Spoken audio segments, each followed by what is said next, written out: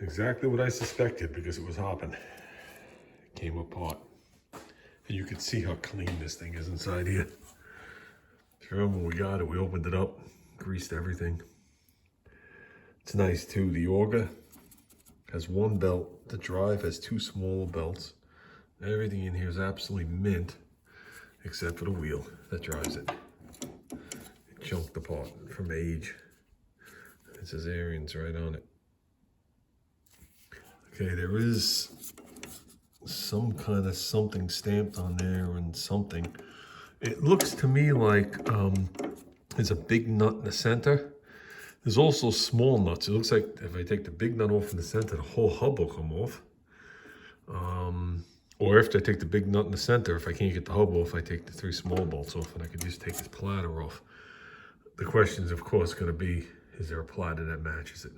Because if there isn't, this thing is actually down for the count.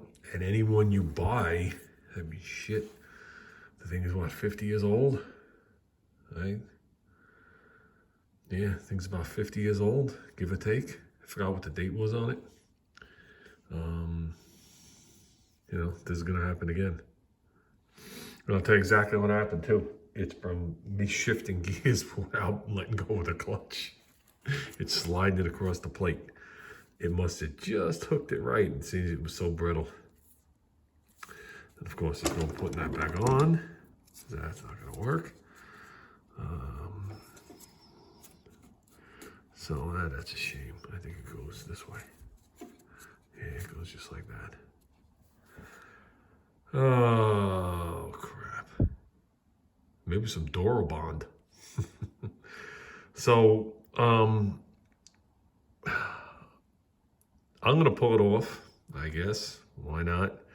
And see if we can match this thing up with something that doesn't cost a lot. If you remember, this was the $30 snowblower that I put the $50 challenge on to get the whole snowblower up and going for 50 bucks, and I did.